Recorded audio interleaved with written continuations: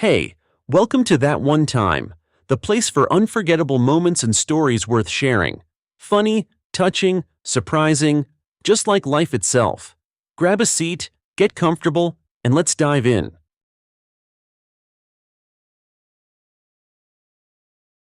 Sarah Miller wasn't particularly fond of gardening, but the 600 square meters of their dacha plot didn't evoke any aversion in her either. She had a yielding nature, especially when it came to the interests of those dear to her. Truth be told, the dacha was her mother's passion. But since Sarah loved her mother immensely, she had long ago learned to find a special charm in trips to their family country house. Fortunately, the dacha village was located quite close to their home. Walking at a leisurely pace without a load, one could easily get there in half an hour. And say on summer weekends, while the morning coolness still lingered, the walk was even pleasant. However, there was no urgent need for such pedestrian journeys. Public transport always came to the rescue. An unusually long bus route connecting the railway station with a large industrial enterprise almost on the very outskirts of the city ran past the dacha area. Such proximity turned out to be very fortunate because, in a sense, the modest plot of land became a true salvation in the past years, which were particularly difficult for the entire country and their family in particular. Whether it was a coincidence or the parents' quarrel was a consequence of the upheavals that were happening, the father filed for divorce. All his numerous relatives, previously frequent guests in their home on occasion, and much more often without, seemed to have forgotten the way to the hospitable apartment of Sarah, her grandmother and grandfather. The girl once accidentally overheard the adults' conversation and understood that her father had not only kept the car and garage for himself, but also wouldn't mind getting his hands on part of their other property. However, he didn't succeed. Both the dacha and the apartment were assigned to the grandmother, so after the divorce, the greedy former son-in-law didn't get a single centimeter. The offended man paid meager alimony and didn't seek meetings with Sarah, having erased her from his life as if he had no daughter at all. The girl was hurt, right to tears, but she understood that her crying would darken the lives of her loved ones, so she carefully hid her sorrow. The family, suddenly reduced to Sarah, her mother, grandmother Betty, and grandfather Frank, had to move on. Trips to the country house and hard work on the land became, perhaps, the most effective ways to cope with the difficulties. On the 600 square meters, they cultivated potatoes, cucumbers, and carrots. Since there was no car anymore, delivering the harvest home without the bus would have been a much bigger problem. But this way, they even brought home tomatoes, which didn't always manage to ripen under the meager summer sun. The green fruits, after simple kitchen processing, turned into a delicious salad, perfectly brightening the modest everyday menu. Under the careful guidance of grandmother Betty and her mother, little Sally, still very young in those years, grated carrots required by the recipe and hummed a simple song about an evergreen tomato and the fairy tale land of Lamonia. Remembering the past, the woman was amazed by the inexhaustible optimism shown by the adults in her family, even in the darkest moments. Soon after Sarah's father divorced her mother, a period so bleak set in that there was absolutely no money in the house. The father, having completely stopped even paying alimony, disappeared from his daughter's life. A few years after the divorce, the grandmother, grandfather, and mother worked at the same factory, and there, as if on purpose, salaries were delayed and quite significantly. A few months later, the modest family savings also melted away. Sarah understood that her relatives were protecting her, trying to shield her from excessive immersion in adult troubles. However, it was impossible not to notice the disappearance of store-bought sweets from the dinner table and even her favorite cheap sausage, which curled into a whimsical funnel after boiling. Striving to be useful, Sadie ran around the neighborhood's unsavory corners, collecting empty bottles in a shopping bag sewn by her grandmother. Then the girls soaked the fines as they paid a little more for clean glass containers at the collection point and used the money earned to buy bread or something else necessary for home. For a short time, there were problems with transport. Buses stopped adhering to the schedule due to a sharp reduction in their number on the route. As a result, squeezing into a crowded bus with bags became practically impossible. And then grandfather Frank made two comfortable, maneuverable trolleys. The bags, especially the larger ones, the man usually transported himself, and when for some reason he couldn't go to the dacha, he would certainly instruct, "Girls, when you go home from the country house, don't overload the trolley too much. Take care not to get bruised." It sounded incredibly touching and sweet. The smaller trolley was usually handled by Sadie's mother, and when the load wasn't too heavy, she entrusted it to her daughter. So together, supporting and feeling sorry for each other, they overcame all adversities. By the time she received her passport, Sarah had managed to harbor resentment towards almost the entire male gender, and taking her mother's maiden name became Miller, after her grandfather. He alone remained a true support in their small family. Inventive, cheerful, approaching the most difficult twists and turns with humor, Grandfather Frank managed to always be on time and get everything done, and never once reproached his daughter Mary for not being able to save her marriage.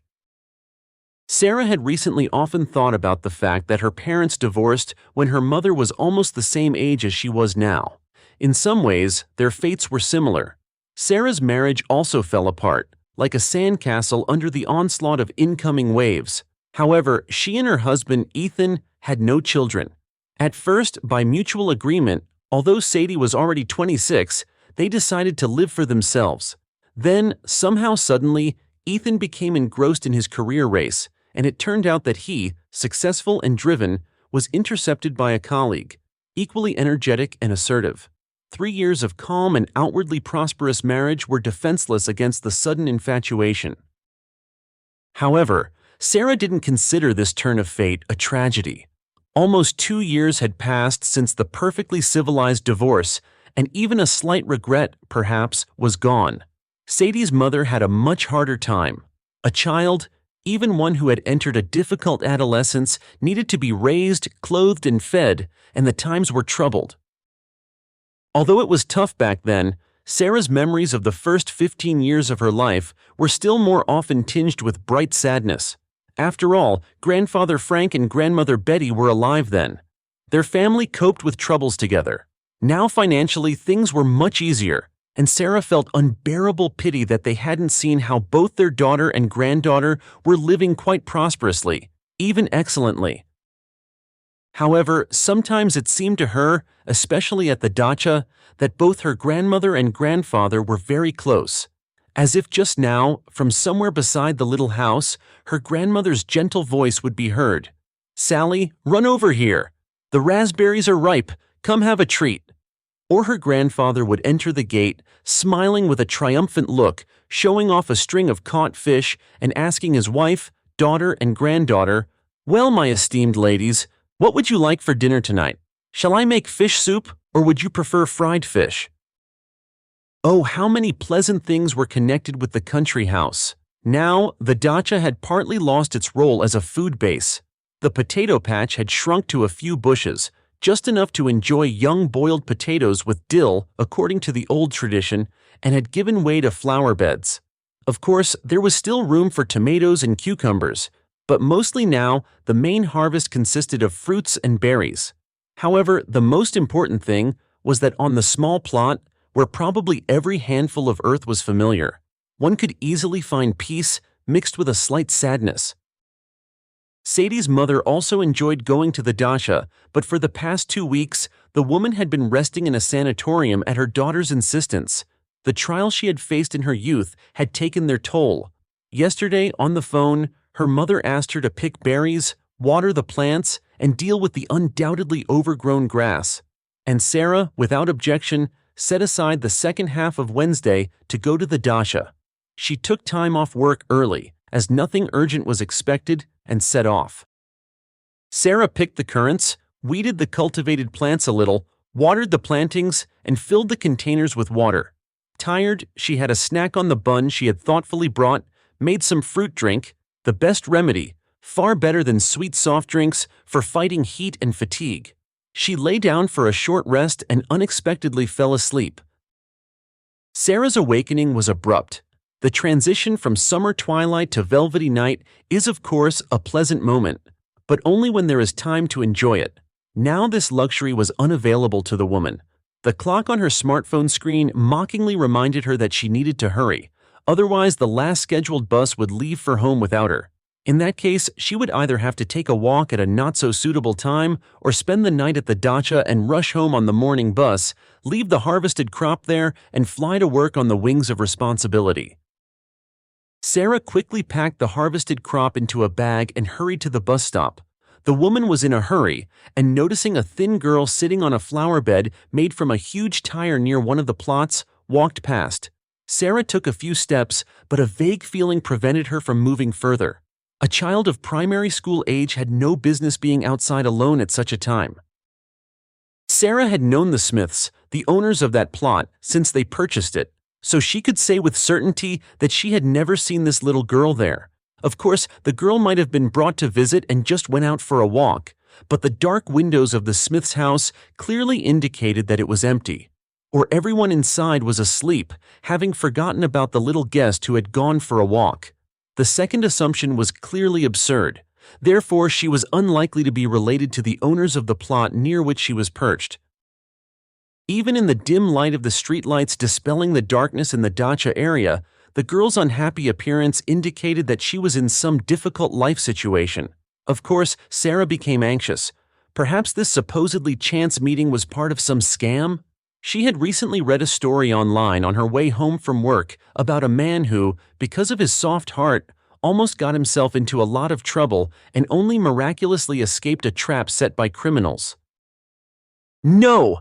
The woman resolutely dismissed the suspicion of the girl's involvement in fraud. Of course, the possibility of a criminal background to her appearance in the dacha area remained, and Sarah's sensitive intuition literally screamed, "This little stranger needs help." Mentally reproaching herself for excessive curiosity and interfering in other people's affairs, the woman turned around and asked, "Are you waiting for someone or are you lost?" The girl flinched and rattled off. "Excuse me, but I need help. I got on the bus, there were a lot of people. I wanted to pay for the fare, but my wallet wasn't in my bag. My school bus pass was in there, and money. Even my phone was stolen. It's a simple button phone, but it's still upsetting. I tried to explain to the conductor that it was probably stolen, that everything even slightly valuable was taken from me. She got angry and told me to walk. So I'm walking here. I turned into the dacha area to wait out the heat. I tried asking for money, but no one is giving any." Sarah sat down next to the girl on the tire and clarified, "Where do you need to go?" Judging by the address the girl gave, she needed to get on the bus heading towards the city center, just like Sarah herself. The woman didn't hesitate for long and commanded, "Well then, let's go quickly. I'll pay for your fare."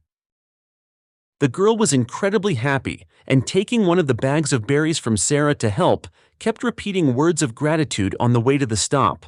Soon the woman and the girl were sitting in the stuffy bus, and the stranger asked, "Please, could you give me your phone number? I'll remember it and pay you back later." Sarah looked closely at her companion.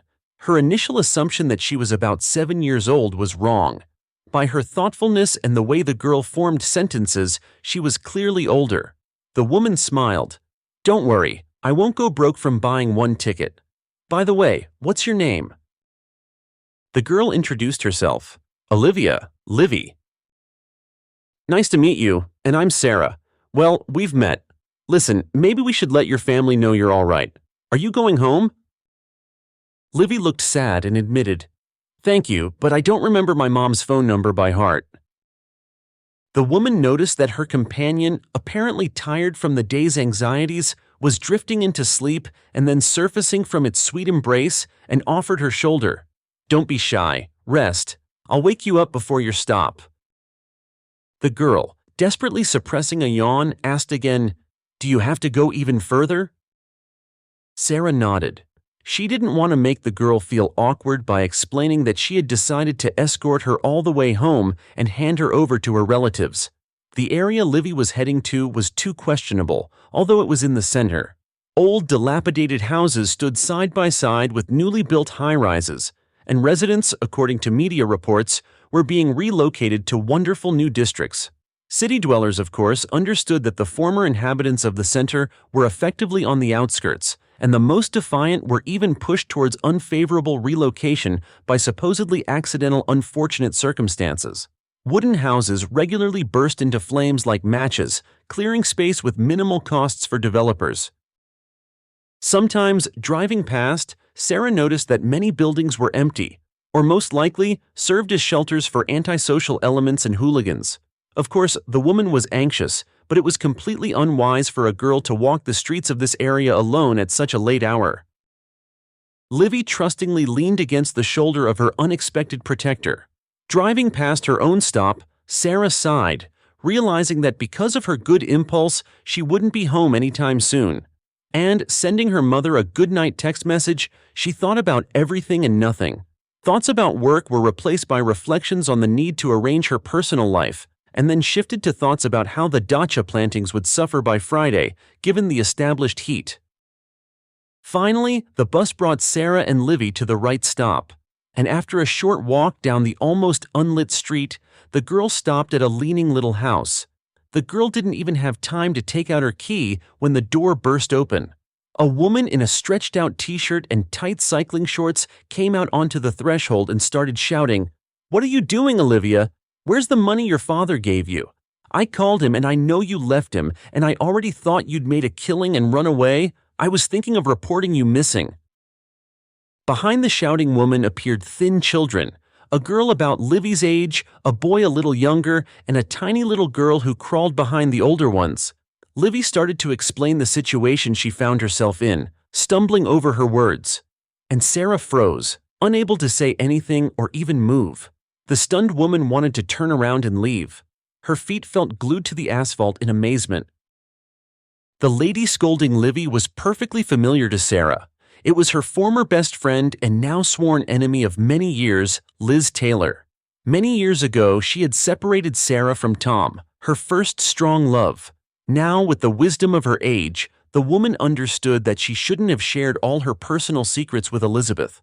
But back then, not yet 16, she believed in unbreakable friendship, and moreover was too shy to discuss overly delicate topics with her mother and grandmother. Liz learned from Sarah herself that Tom was insisting on intimacy, arguing that they were definitely going to get married as soon as his beloved girl turned 18. So what difference did it make when they became intimate? Sarah almost agreed. The guy's arguments seemed very convincing, and the girl was ready to forget all the moral principles instilled in her by her older relatives. She constantly sang, sometimes aloud, sometimes mentally, the naive popular song about a plane in love, because the words of that simple hit so accurately told her story. "I love you, Tom," Sadie repeated after the vocalist again and again. The girl wanted the guy not to doubt her feelings. The only hitch was the desire to make the first time something special and the girl's too long preparation for such an important moment. But it turned out that while she was doubting and planning, Liz was acting. As a result, slightly embarrassed, Tom, who had come for the date, announced to Sarah that he was breaking up with her. "Understand, it's not about you. You're a great person, and you'll easily find your happiness." He said something else in the same vein, but the girl seemed not to hear him, and then she turned around and ran, not noticing the puddles under her feet. Naturally, Sarah rushed to Liz with her trouble, hoping for support and perhaps even advice on how to get the guy back. But instead of words of sympathy, she heard the cruel, merciless truth. "Sally, Tommy and I are together now. It just happened that I'm expecting his baby. Don't be offended, okay?" After such a statement, it was as if all of Sarah's upbringing evaporated. She would later hardly be able, even if she wanted to recall a tenth of what she said to her friend, who became her ex-friend at that very moment.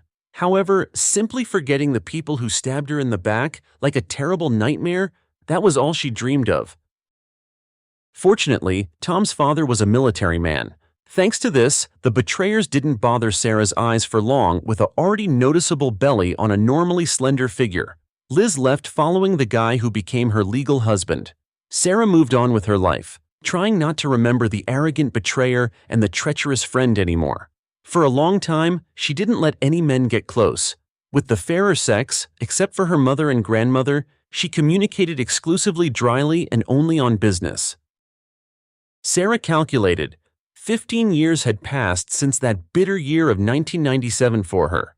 That was how long she hadn't seen either Liz or Tom, and deliberately changed the subject when any mutual acquaintances started talking about them. Liz's mother, Aunt Kathy, accidentally met Sarah on the street once and tried to talk to her. However, the proud girl said she had to run. Aunt Kathy later, according to rumors, moved in with her daughter, but Sarah didn't care at all, as long as she never saw or heard about the betrayers again. The girl suffered, experiencing everything deeply inside, and only her future husband, Ethan, was able to slightly melt the ice in her heart. He won her over with his politeness, care, and ability to discuss various topics. Sarah responded to his courtship, but she herself understood that the emergence of sympathy was also influenced by the fear of remaining an old maid. It was no joke. More than 10 years had passed since the betrayal. Sarah probably married Ethan only because he was the antithesis of Tom, both in appearance and character. But still, their life together didn't work out. Sarah wanted to leave unnoticed, but suddenly, Liz switched her attention from the almost crying Livy to her and shouted just as loudly, though with more joy, "Sal, damn! Exactly, Sadie, it's you. I was looking, thinking, maybe yes, maybe no. Holy cow! You're a good girl, you've hardly changed, just your eyes look a bit tired. Why are you standing on the doorstep like a stranger? Come in." Almost knocking over Livy, who was standing in front of Sarah, Liz grabbed her old acquaintance by the wrist, since she had bags in her hands, and pulled her inside the house. Come in quickly. Let's sit and talk. We haven't seen each other in so many years. As you can see, I have 4 children now. How about you?" Sarah was in shock because she suddenly realized that Liz wasn't tormented by even a shadow of shame for what had happened between them in the past. "What are you staring at?" the hostess snapped at her older children. "Max, take Alice to the kids' room and put her in the playpen. Sophie, Olivia, get to the kitchen. Quickly peel the potatoes, put water on to boil. We'll talk later, Olivia. You'll answer for the money you wasted. Just look at you. I sent you on such an important task like an adult, and you ruined everything. Now you'll be eating potatoes and pasta." No matter how hard Sarah tried to explain to her sworn friend that she didn't have time, that she needed to go home, her words seemed not to reach Liz. As soon as the peeled potatoes were in the boiling water, the mother snapped at her older ones. "All right, scram out of here quickly. Sit in the kids' room and don't make a sound from there. Don't disturb Sally and me." "See," Liz turned to her guest, "4 children, and I have to be a commander, otherwise there's no peace from them. Plus, they're all different ages. Sophie is 14, Olivia is 12, Max is 5, and Lizzie will be 2 soon. They all need different care." The atmosphere in the kitchen was not very pleasant and not conducive to conversation. Although Sarah was not a spoiled young lady and could easily live in a much smaller space, she felt terribly uncomfortable here. Dirty dishes were piled up in the sink and on the table. A sourish smell evoked unpleasant associations with a full garbage can, which seemed to be somewhere in the kitchen. Catching the unexpected guest's gaze, the hostess explained, "The water pipe was damaged because of the construction next door, so I'm waiting for them to fix it. Then I'll make Sophie and Olivia wash everything. To cook and wash hands, we carry water from the tap on the next street." As if hypnotized, Sarah sat on the uncomfortable stool and looked at Liz, not understanding how she had turned from a real beauty into a coarse, market-type woman. The woman laughed loudly, throwing her head back, and told her story breathlessly. "Oh, Sal, you should be grateful to me for the rest of your life for getting rid of such a gift as Tommy. I thought his father was military, would retire soon after years of service, they'd give him an apartment, and we'd settle down in some nice city. Oh, everything was so neatly planned in my head. But Tom managed to have a big quarrel with his father. As a result, with a baby, Sophie wasn't even 6 months old when we ended up in a rented room. Tom freaked out, started drinking, even cheated. What can I say? We rushed into starting a family, we were completely green. In bed, it was still okay somehow, but there was nothing to talk about. Tom even seemed to treat me with contempt, first with hints, and then started openly stating that I had brazenly trapped him, tied him completely hand and foot, as if he were a dog on a leash, going wherever he was pulled." Sarah, utterly surprised, didn't even know what to say to such revelations. But Elizabeth apparently just needed to talk. She continued her speech, not noticing that her guest was completely uncomfortable listening. Anyway, pretty soon, out of boredom and for revenge, I started having fun with the neighbor. It seemed like everything was going well, and then somehow we got caught. Tommy got nervous, started throwing punches at me. My lover, sensing trouble, bolted from the room, his heels flashing. Tom filed for divorce, and I didn't resist. He didn't turn out to be so good after all. All I could get from him was alimony. He has to pay for both Sophie and Olivia, who was supposedly conceived during the marriage with him. Honestly, I don't even know who she is. As luck would have it, I'm having temporary problems with my card. I sent that dummy out for cash today, and she lost it and even lost her phone. Max and Alice are from my current husband, but he's pretty useless, doesn't show up at home for days. When he does come, there's not much joy either, but they promised to give us a new apartment soon. We just moved here recently, kind of followed Tom to get all sorts of extra bonuses besides alimony. He's doing well for himself, the scoundrel, found a woman who got him a cushy job. The official salary is peanuts, but a great amount in cash every month makes him happy. I know this for sure because a friend works at the same company. Anyway, Tommy is supposedly not against helping voluntarily, but he avoids it in every way. So I have to send the girls to him. His brain turns to mush when they start begging him. Of course, I rushed things, practically gave birth to Sophie and Olivia for free. But with Max, it worked out perfectly, as if they specifically came up with this maternity capital thing for him. It's a shame, of course, that it's not cash in hand, but at least something from a scabby sheep, at least a bit of wool. Liz, looking around, didn't see any clean dishes other than a tray on which a decorative samovar stood. She quickly moved it directly onto the dirty floor and transferred the cooked potatoes into the makeshift plate. After that, with a skillful, practiced movement, she took disposable cups from the cupboard, clearly used many times, and poured a cloudy liquid from a bottle into them. Don't be squeamish, Sadie. This is a drink made by my man. I guarantee the quality. It drinks like water, and your head won't hurt in the morning. We'll have a shot now, and you'll tell me how you're living, what you're interested in, where you work. Why am I talking all about myself? Listen, do you have children? By your figure, it looks like no. But don't delay, I'm only half a year older than you, and you see what a collection I have. Well, aren't I great? Without waiting for her guest's answer, Liz confirmed, Of course I'm great. Don't think I'm boasting. It's just that if you don't praise yourself, you absolutely have to praise yourself. That's it. I made it in time. Look, Sophie is almost a bride already, and I'm still quite young. Isn't that cool? And you, Sadie, it's time. It's time to have children. Your biological clock is ticking. And before you know it, old age will appear on the doorstep, and you're all alone. So run and find a man and have babies. Or if you want, I'll call Tom right now and tell him you need help with such a delicate matter. I think he won't refuse. He'll help, and then he won't interfere. The baby will be all yours, without any claims from his side, otherwise his shrew of a wife will quickly deal with him. And Tom isn't stupid enough to ruin a profitable marriage. Well, shall I call? Sarah felt troubled by the unsolicited advice, the questionable offer, and generally by the unwelcome meeting with the arrogant, unprincipled Liz. How dare she even give advice, living almost like a good-for-nothing woman in a complete pigsty?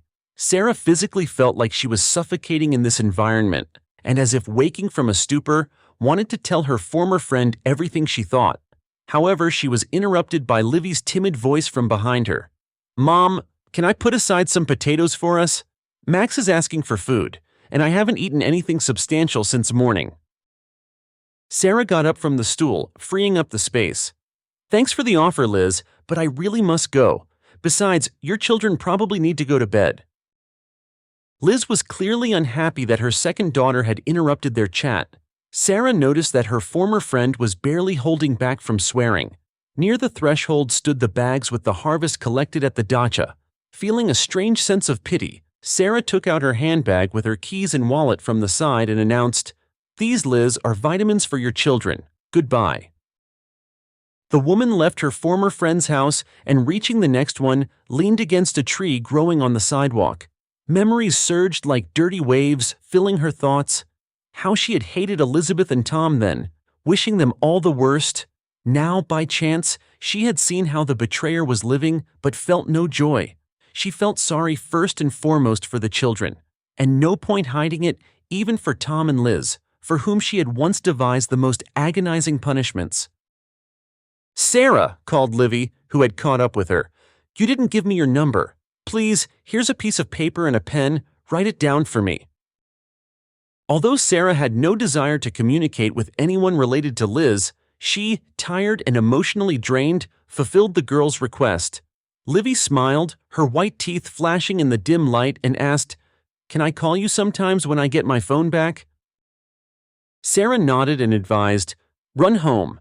You've had a difficult day, eat something and go to bed." The girl waved and ran home. Sarah waited until the door closed behind Livy and hurried to her own place. The late hour left no chance that public transport was still running on the city streets. She needed to get out of the construction-filled area quickly and hurry to her own apartment to finally rest from the unexpected events.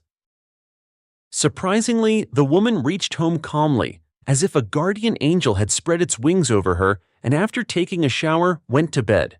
Whether it was nervous tension or the prolonged rest at the dacha, sleep didn't come quickly to Sarah. She counted sheep and used other techniques, but nothing helped. Events from the past floated in her memory, mixing together. The woman couldn't understand. Was Liz really not tormented by her conscience at all for having crossed the line of decency once? Of course, it was impossible to say how her relationship with Tom would have turned out, but there was still a possibility that it would have been quite successful. Maybe they would have had children. A separate cause for concern was the fact that the betrayers now lived in the same city as her. Although it was large, the probability of a chance meeting increased. Why on earth did I stay late at the dacha and then notice the sad girl and help her? If I had known beforehand whose daughter Olivia was, I would have walked past or just given her money for a ticket. It's really true. No good deed goes unpunished. Accompanied by such thoughts, stinging, uncomfortable, provocative, Sarah finally fell into a troubled sleep. The early summer morning still offered coolness, but by all accounts the day was going to be hot again. Thanks to the sudden troubles at work, Sarah didn't even remember the meeting the day before. But in the evening, during her traditional phone conversation with her mother, sadness washed over the woman again. Not immediately, and slightly softening the impression of the meeting with her former friend, she told her everything. Mary was categorical. "Sarah, my dear, you have grown into a wonderful, compassionate person. But remember that when you offer a helping hand, it's important to dodge the kick of gratitude in time. Sarah, I beg you, don't feel sorry for that Liz. She chose her own fate. It's not your fault that she has 4 children now. You left them berries, and that's enough acts of support from you. You shouldn't feel sorry for Liz even for the sake of the children. They, of course, are not to blame for anything, but you need to stay away from such sworn friends for your own happiness. If I understand anything in life, it's unlikely she could have changed for the better. Forget about her and don't remember her. And if she shows up, chase her away with a broom. It's a pity, of course, that you gave her daughter your phone number, but I understand you. You were tired, you were flustered. However, it's nothing. If Liz has the nerve to call, you'll block her number, and that's all there is to it. The less you interact with such people, the better. You can't expect anything good from treacherous betrayers." Sarah promised her mother that she would in no way respond favorably to Liz's attempts to reconnect, and she calmed down a little. In fact, her conscience, Sarah's conscience, was clear. She helped the girl selflessly, from the heart, and that was that. Perhaps, if she had known that by walking her home she would run into her former friend, she would have parted with the girl, by the way, at the corner of the street and just watched her go through the door. However, things happened as they did, and therefore there was no need to speculate on how it would have been if things had been different. Moreover, this action did not impose any responsibility for Liz's children on her. She, Sarah, was not an angel, not a saint, and not blessed. She certainly wouldn't be able to graciously forgive a betrayal, even 15 years old. She wasn't going to seek revenge either. There was no need to dirty her hands or her conscience. And honestly, it had healed. At first, the pain was so bad she could barely breathe. But she endured, survived, rebuilt herself, figuratively pulling herself out from under the rubble of what was on her part a great and bright love. Now she had no desire to communicate with dishonest people who had unexpectedly surfaced from the past. Sadie's mother returned from the sanatorium, and everything in the small, friendly Miller family was back to normal. The sincere joy of meeting a loved one was mutual. Together, the women celebrated this not very grand but important event at their beloved dacha, and life continued according to the long-established order. The rest of the summer passed peacefully. For a while, the woman was wary of taking calls from unknown numbers, afraid she would hear Livy's voice, but then that fear also subsided. Golden autumn generously delighted them with a harvest of apples, and to Sarah's great joy, neither Liz nor Tom appeared on the horizon. The woman passed the plot near which she had once met her sworn friend's daughter with some trepidation, but then that feeling also became a thing of the past, especially after Sarah met Alex. It happened near the bus stop. A man in a simple domestic car slowed down when he saw two women dragging trolleys too slowly and offered them a ride. If Mary hadn't felt a little unwell that evening due to the change in weather, leaning towards true autumn, she surely would have found a reason to refuse such kindness. However, Sarah took responsibility for the answer and, thanking the driver for his kindness, helped her mother get into the car. By this time, the bags were already in the trunk, carefully placed there by the kind-hearted man. The driver introduced himself on the way and even, taking a wrist blood pressure monitor from the glove compartment, handed it to Mary. "Measure your pressure just in case. Maybe it makes sense to stop by a hospital or pharmacy." The readings were quite acceptable. The man, after asking for the address of his new acquaintances, soon drove Mary and Sarah to their building entrance and then helped carry the bags into the apartment. Alex refused the offered tea, but gratefully accepted a bag of apples. In addition, the man asked Sarah for her phone number. They started dating, and Alex gradually became one of the family in the small female domain.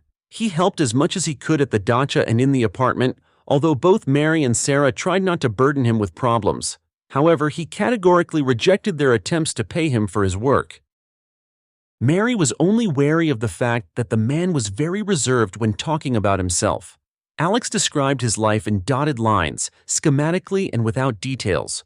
Born in one of the Soviet republics, then forced to leave with his family, studied to be a car mechanic, got a job, then served in the army, was in a conflict zone, returned, got married, divorced, no children, works, lives in a rented apartment, but is already looking for a place with a mortgage. As soon as Alex was asked about his relatives, he would clam up and ask, "Let's wait until I'm ready. I'll tell you everything myself." Sarah, unrestrained in her fantasies, decided that some terrible tragedy had happened in Alex's past, which was still painful and difficult for him to remember. Mary felt a slight distrust towards the new acquaintance. He had found common ground with her daughter too easily. Alex liked the same music and films as Sarah. He could easily finish a sentence she started and often completely agreed with any opinion she expressed. The man didn't rush things, but at the same time, he became more and more firmly established in Sarah's life. It got to the point where he drove her to work, brought her home, took her to the dacha and back. At first, Mary accepted the man benevolently, but gradually gratitude for his help was replaced by wariness. Alex seemed too smooth to her, too polite, always neat, and without the slightest signs of working in a car service. She never saw the marks on his hands that her ex-husband had, and his desire to constantly keep track of all of Sarah's movements caused a burning sense of anxiety. One day, Mary decided to share her suspicions with her daughter. "Sarah, please listen to me calmly. Alex is too perfect somehow. Everything seems smooth and consistent, but think about it. When does he manage to work if he's practically your personal driver, and on a voluntary basis? Forgive me, but I absolutely don't believe in altruism in the modern world. Maybe you're secretly giving him money, for gas at least?" Sarah was even slightly offended. "And why? Just like that, for free? Just because he likes me, driving me around isn't an option?" After a pause, the young woman tried to soften the sharpness of her words, and, as if surprised, admitted, "Actually, I offered Alex to pay for expenses, but he flatly refused. I think, Mom, you're just worrying unnecessarily. Haven't you and I deserved to meet a good, selfless person?" Mary herself wanted to believe in a miracle, but she tried to convince her daughter not to rush into opening her heart completely to Alex. That's right. You certainly deserve happiness. But don't rush. Think about it calmly yourself. After all, Alex doesn't show any details about his life, no emotions about situations in the past or present. When I start asking him questions, he avoids answering or says what we've already heard from him, like an actor who has memorized his role and sticks to it without any improvisation. He hasn't slipped up even once, hasn't said anything unnecessary. Okay, I understand. Remembering military actions might be difficult, but why is he so reserved about everything else? Sarah just winced at such complaints. Mom, there's no pleasing you. Remember about Ethan? You told me he was too talkative, too smooth. Alex is reserved, taciturn, and again it's not right for you. Mary herself was not happy that she had started such a conversation with her daughter and certainly didn't expect it to lead to a quarrel in the end, splitting their understanding, which had previously seemed unshakable. Sarah went to her room, indicating that she didn't intend to continue the conversation, and her mother thought, maybe she wasn't entirely objective about Alex. Indeed, there was a possibility that he was a man of action and not inclined to scatter stories about himself. And her suspicions arose from maternal jealousy? No, Mary decided. I will no longer interfere in my daughter's relationship with her chosen one. However, I will watch him carefully so as not to miss any warning signs. So what if Sarah is in her late 30s? For me, she will always remain my beloved little girl, whom I will always protect. The woman's doubts did not disappear, but now she stopped bothering her daughter with her conjectures. However Mary felt about Alex, she couldn't help but admit that preparing the dacha for winter would have been much more difficult without his help. The man diligently carried out all requests and even made some quite reasonable suggestions himself. He clearly had experience with such work, but Alex again elegantly evaded answering the question of where he had learned all the wisdom of dacha management. About a week before the New Year's Eve party, the man brought a slender fir tree with fluffy short needles to the miller's apartment, explaining, I thought that you grow all sorts of flowers yourselves at the dacha, and it would be silly to give you Dutch equivalents, and this seems more thematic. Sarah, placing the fragrant beauty in a free corner, inquired, and why exactly is there a need to give flowers today, which of course are less impressive than a Christmas tree? A hint of offense even sounded in Alex's voice. What, Sarah, don't you remember that today marks exactly 3 months since we met so accidentally, but so happily? It was a very important event for me. Sarah even felt ashamed. Forgive me, Alex. We have a complete rush at the office before the new year, so it completely slipped my mind. You're not offended? The man smiled and admitted, Not a bit. I read somewhere that offense is for maids. So my dear, I'm not even upset. Honestly, I just wanted to do something nice for you, and since I came across a Christmas tree market on the way, I thought a tree would be perfect. Mary, listening to the conversation between her daughter and her suitor, felt ashamed of her doubts about Alex. He spoke too unconvincingly. Moreover, the man calmly agreed to spend the holiday together with Sarah and her mother. Mary's suspicions that Alex was married were partly dismissed. Could a married man so easily free himself from the obligation to be at home with relatives at a set table? Hardly. On the holiday evening, Alex gave Mary a beautiful shawl in the Pavlov Posad style and presented Sarah with perfume. 15 minutes before midnight, the man asked for a little attention and delivered an unusually long speech for him. Dear Mary and Sarah, in the past year, the most significant event for me was meeting you by chance. I think it was the greatest luck of my life. In essence, only thanks to you did I understand what real family support and the warmth of a home hearth mean. I would like Sarah to enter the coming year in a new status. Excuse me, I'm nervous. The man cleared his throat and then turned to Sadie's mother. Mary, I asked for your daughter's hand. Believe me, she will have no reason to be dissatisfied with me. Are you not against it? Mary looked questioningly at her daughter, at her happy eyes that sparkled brighter than the lights on the Christmas tree, and shrugged. I think, Alex, you should ask her too. No, however she decides, that's how it will be. Alex nodded in agreement with the woman's words, took a box from his pocket, opened it, and showed it to Sarah. Allow me to put this on you as a sign of our engagement. Sarah smiled timidly, extending her hand to the man. and the touched Mary wiped the corners of her eyes, trying not to smudge her mascara. At the holiday table, Alex began to suggest options for the celebration. I think it makes sense to choose a wedding date closer to summer. Have a meal at a cafe, and then go relax at your wonderful dacha, Mary, partly thanks to which we met. After that, honestly, I would go somewhere by the sea for a week or two. What do you think about that, Sarah? Will you be able to take vacation in the summer? Sarah beamed and was already mentally calculating which period to ask her boss for. And then she suddenly remembered, "Mom, how will you manage the dacha in my absence?" Mary waved her hands. "Don't you worry, the dacha should be a pleasure, not a chore.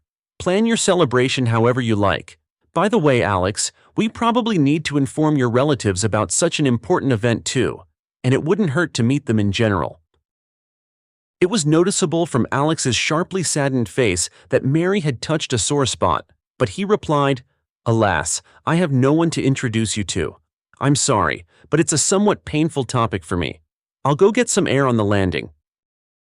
The man got up from the table, and Sarah whispered indignantly to her mother, "Why did you spoil Alex's mood? Everything was so wonderful. He seems to have some unpleasant memories related to the loss of loved ones. We already talked about this somehow." Mary began to apologize. "Sarah, but I didn't mean to offend Alex. That's it. I won't ask another single question. Don't worry." When Alex returned to the table, he acted as if nothing had happened, and the celebration returned to a pleasant course. By joint decision, they decided to register their marriage in the spring, in April, and postpone the honeymoon until the velvet season. The days of the new year flew by. Alex even started taking Sarah to view apartments. However, among the abundance of options, they couldn't find the perfect one. Mary was happy for her daughter, but made another attempt to check Alex's identity. The man's social media page was boring and devoid of any hints of his relatives. He posted photos of cars he had repaired and shared contest reposts. The woman didn't notice anything objectionable and calmly began preparing for her daughter's upcoming wedding. One day, Alex, as usual, picked Sarah up after work, and the woman noticed that her fiancé was even more taciturn than usual. Watching him from the passenger seat, she saw how the man's eyebrows were furrowed and how his jaw muscles twitched. The atmosphere in the car was tense, and unable to bear it, the woman asked, "Alex, what's going on? Did something happen? Can I help with anything?" The man turned off the avenue into the parking lot of a shopping center, stopped the car, and turned to Sarah. Alex's appearance was not at all like that of a happy groom preparing to say goodbye to bachelor life. After a pause, he spoke. "Sarah, I have serious problems. We might have to postpone the wedding." Sarah was frightened. "What happened?" Alex, looking into his fiancé's eyes, shared his problems. "To earn more money, besides my usual garage service, I started moonlighting for cash at another place. Well, last night the boxes where the cars brought in for repair were kept, to which I had access, and some I even repaired, burned down. In short, they decided to blame the fire on me. The amount I have to pay is astronomical. I've already given all my savings, but it's a drop in the ocean. I've been running around to banks all day, but with the salary I can show officially, there are no decent offers. They are threatening to cripple me, even find other levers of influence. I'm terribly afraid that you or your mother might suffer because of these bastards." Sarah was in shock. She had seen a report about a fire in the industrial zone on the City News website, but she couldn't have imagined that this emergency would affect her so closely. The woman soothingly stroked her fiancé's cheek and tried to say absolutely calmly, "Well, that's not a problem. We won't postpone anything. I'll transfer money from my card right now so you can pay off at least part of the debt. We'll go file the application exactly on the day we planned, and we'll get married without any delays. The only thing is, we'll have to sacrifice the entertainment. But that's not scary at all. We can easily do without a banquet and a trip to the sea. Life is long. We'll have time for everything." Alex grabbed Sarah's hand and began showering it with kisses. "Thank you, my dear, for your support. We'll see. Maybe the insurance company will sort it out, and the claims against me will be dropped. Of course, that would be the best option. Well, having a rough idea of how this whole insurance business works, they'll most likely refuse to pay or it will come in a few years, so it's better not to count on it to avoid disappointment. The lovers sat in the car for a little longer, and then Alex drove his fiancée home. He flatly refused to drop in. "Sorry, my dear. I'm going to one more place now. Maybe I can pick up some extra work there. Every penny counts for us now."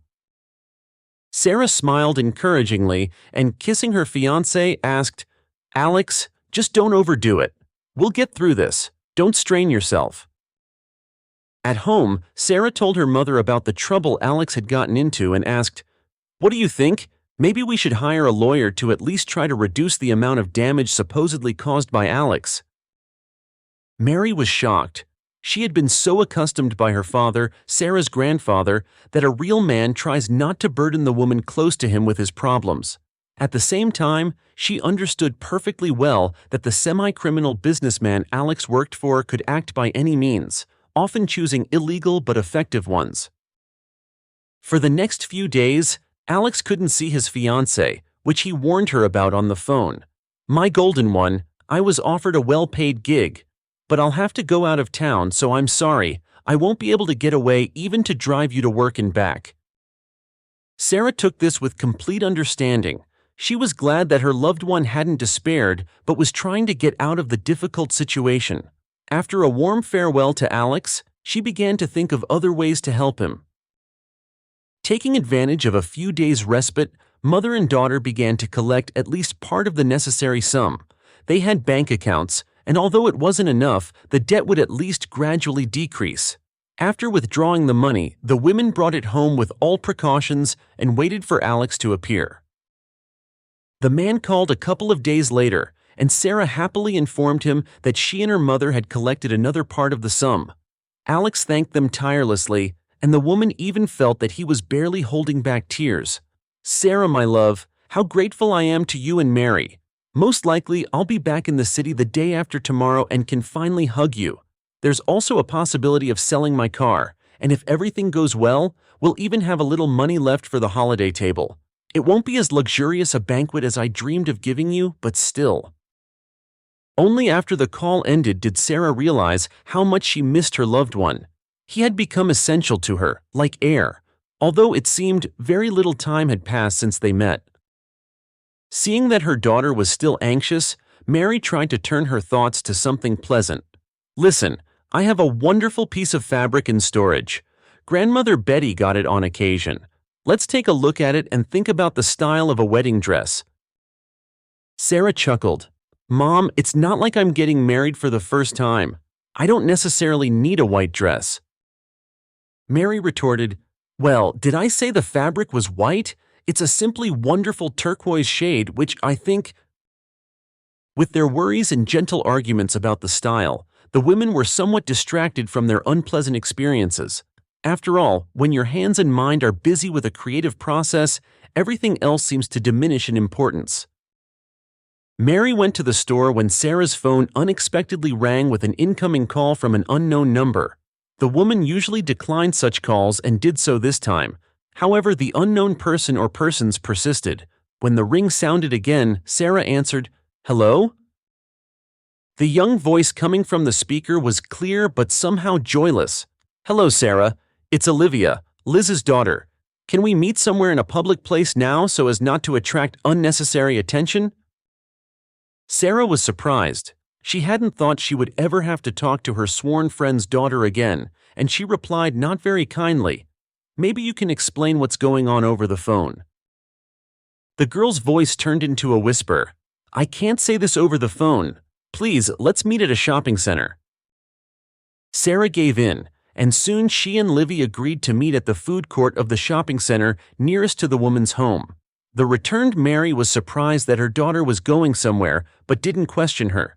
In general, Sarah herself couldn't explain what force was pushing her to go to this meeting.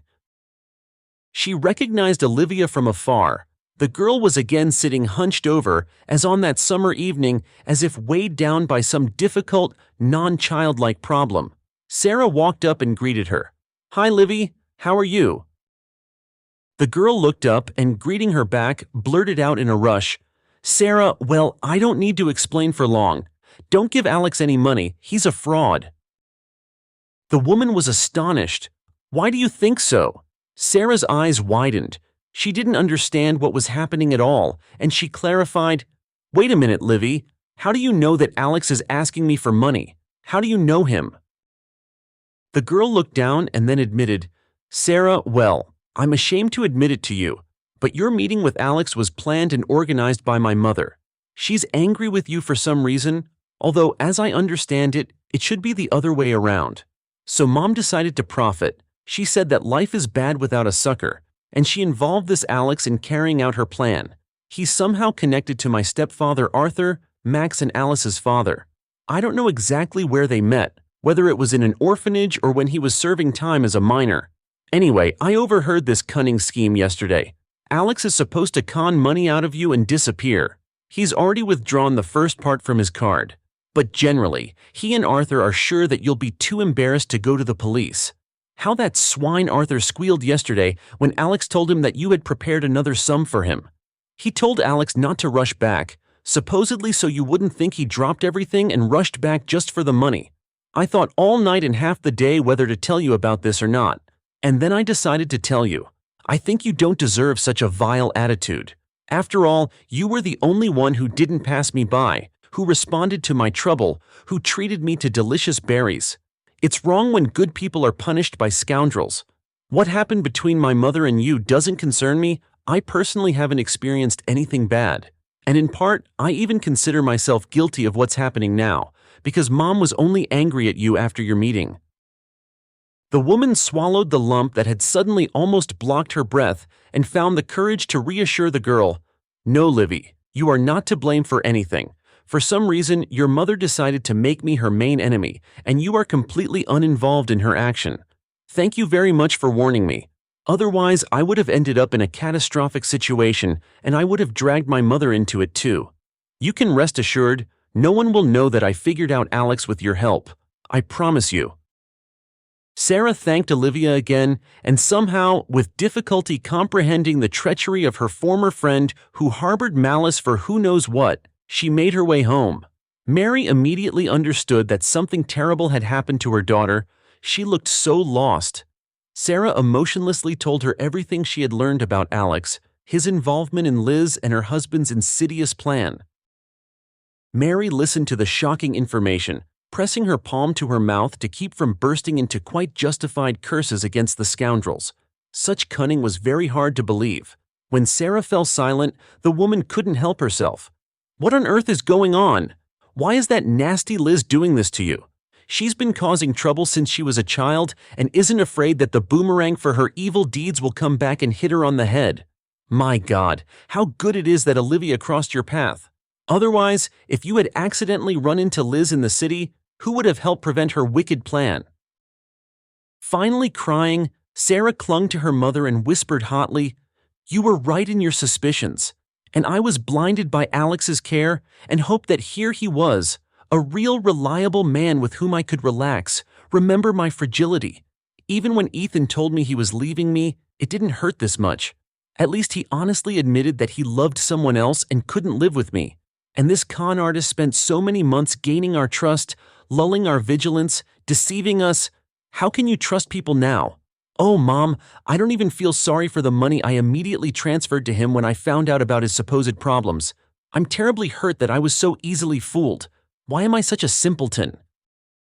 Mary, holding her daughter tightly as in childhood, tried to speak convincingly and calmly. It's hard for pure-hearted people to believe that they are surrounded by scoundrels. You are wrong to blame yourself. This Alex was very convincing.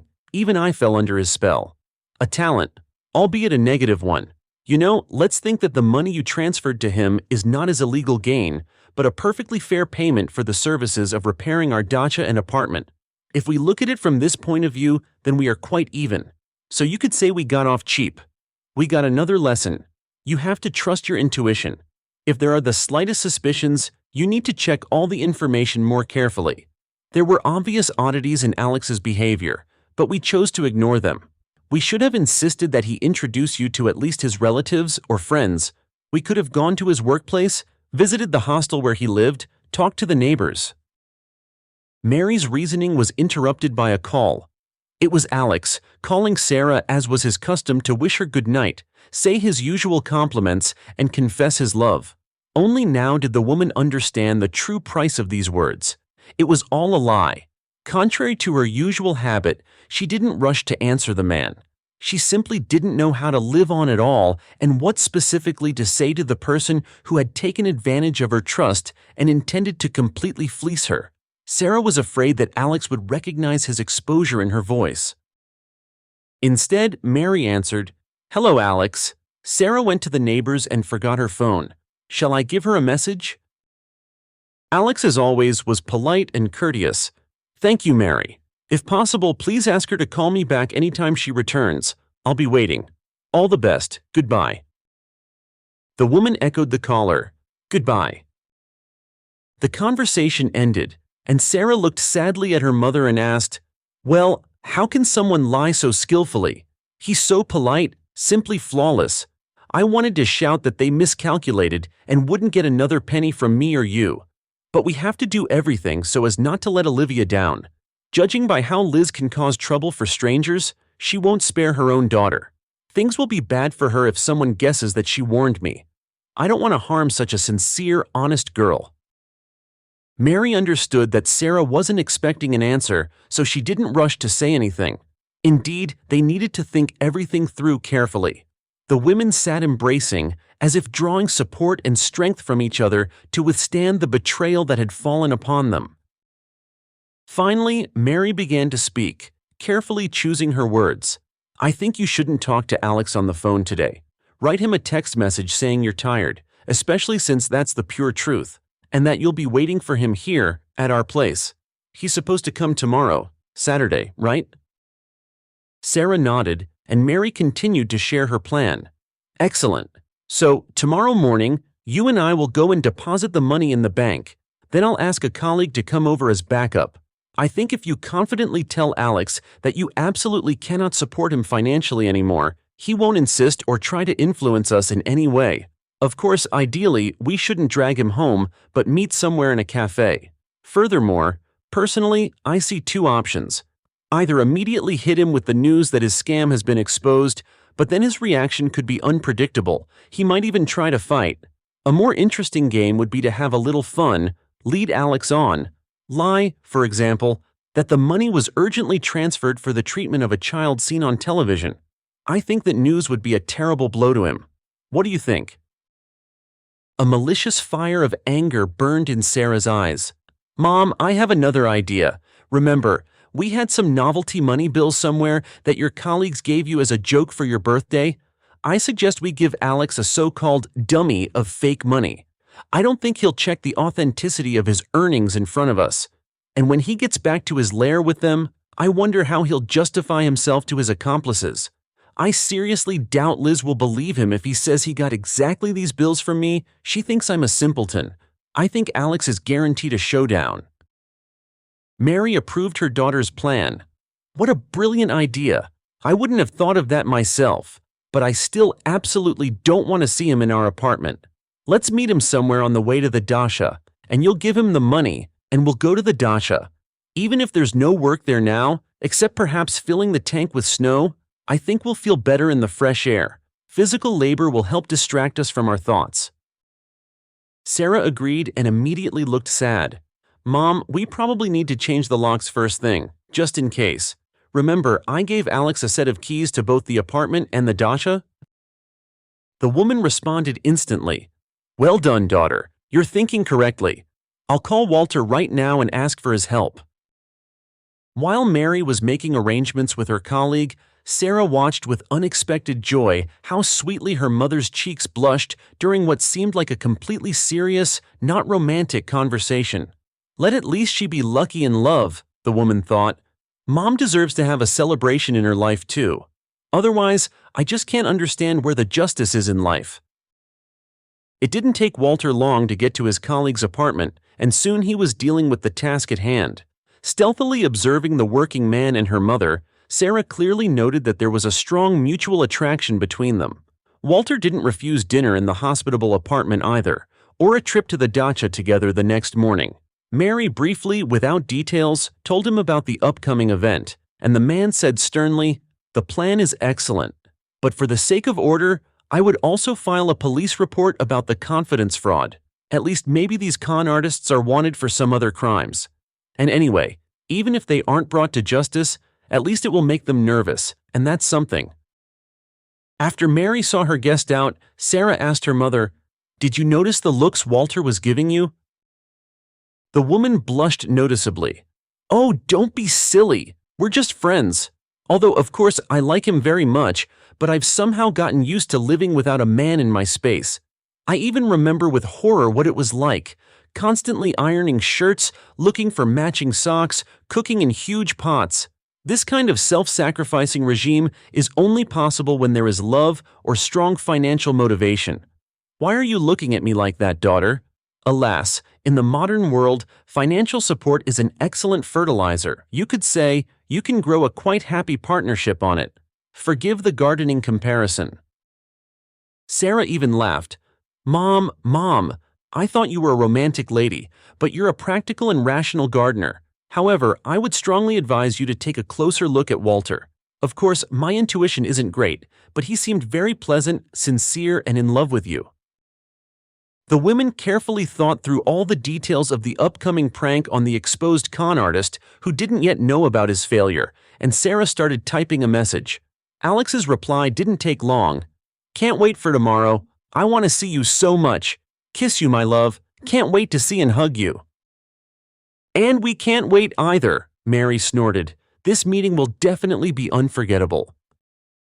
Sarah, Mary, and Walter met beforehand.